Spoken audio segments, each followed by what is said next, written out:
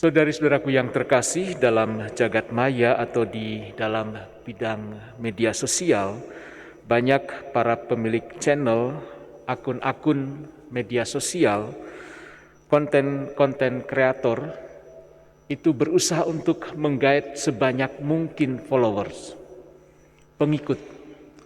Tentu dengan berbagai macam kreativitas yang mereka miliki, mereka berusaha menampilkan konten-konten yang semenarik mungkin, supaya banyak orang yang tertarik dan mengikutinya. Dalam kehidupan sehari-hari pun dalam dunia nyata kita, banyak orang yang sedemikian rupa mempengaruhi orang lain supaya bisa mengikuti dirinya atau mendukung apa yang sedang menjadi programnya ataupun tujuannya. Orang sebanyak mungkin mencari dan berbuat berbagai macam cara dengan berbagai macam cara, ya, menghimpun kekuatan. Saudari-saudaraku yang terkasih, hari ini kita melihat suatu dinamika yang sangat menarik ketika Yohanes Pembaptis bersama dua orang muridnya berada di tepi sungai Yordan, dan Yesus melewati mereka. Lalu Yohanes Pembaptis mengatakan, itulah anak domba Allah. Lalu dua orang muridnya mengikuti Yesus. Mereka bertemu dengan Yesus dan menanyakan di mana dia tinggal. Saudari-saudaraku yang terkasih, apa yang dibuat oleh Yohanes Pembaptis mungkin sangat bertolak belakang dengan apa yang saya sampaikan di awal tadi. Yohanes Pembaptis justru membiarkan para muridnya ini mengikuti Yesus. Dan memang itulah tujuan utama dari Yohanes Pembaptis. Dia hanya semacam perantara, dia hanya pembuka jalan, menyiapkan para muridnya untuk melihat Mesias yang sesungguhnya, yaitu Yesus. Saudari-saudaraku yang terkasih, kita melihat juga dalam bagian yang selanjutnya, di mana Andreas, murid dari Yohanes Pembaptis ini, nampaknya juga mengikuti sang gurunya.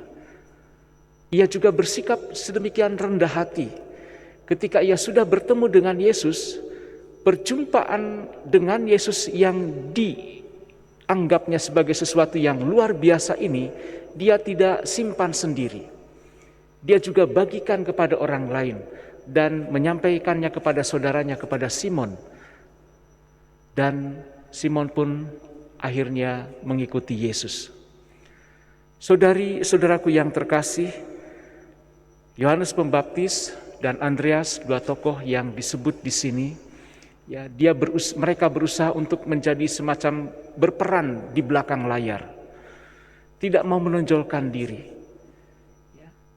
Dan Andreas beberapa kali disebut dalam kitab suci, ya, dikatakan sebagai saudara Simon. Artinya nama Simon itu seakan-akan membayangi Andreas. Tetapi Andreas, ya, tidak takut dengan situasi itu. Mungkin dari segi hal tertentu, ya, Andreas merasa berhak, ya, untuk mendapatkan tempat yang terbaik atau tempat yang terkemuka, ya, posisi yang terhormat. Tetapi bukan itu tujuan Andreas. Tujuan Andreas adalah bagaimana dia mengikuti Yesus, mengikuti setiap ajarannya, dan melayani Yesus sang guru dengan mewartakan kabar baik. Saudari-saudaraku yang terkasih, ada banyak hal yang kadang membuat kita jatuh dalam hal-hal seperti ini. Kita merasa membutuhkan gengsi tertentu, kehormatan tertentu, ya, wibawa tertentu, supaya orang sungguh menghormati kita. Tetapi justru itulah yang tidak dikehendaki oleh Tuhan. Tuhan menghendaki kita menjadi pribadi yang terbuka, menjadi pribadi yang rendah hati, menjadi pribadi yang sungguh mau dengan tulus melakukan apapun yang menjadi tujuan hidup kita yang utama, yaitu menghadirkan kasih dan kebaikan Tuhan bagi setiap orang. Apa yang kamu cari? Itu pertanyaan Yesus.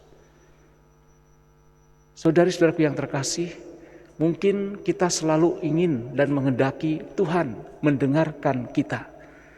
Tetapi seseorang yang masuk dalam kehidupan rohani yang semakin baik, harusnya dia semakin mampu untuk mendengarkan Tuhan.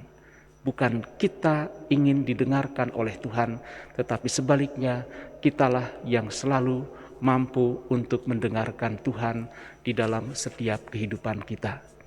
Semoga kita sungguh mampu untuk tetap mendengarkan Tuhan, melaksanakan kehendak-Nya, dan menghadirkan setiap kasih-Nya di dalam kehidupan kita, menjadi pribadi yang rendah hati, sebagaimana sudah ditunjukkan oleh Yohanes Pembaptis dan Andreas dalam Injil hari ini. Tuhan memberkati.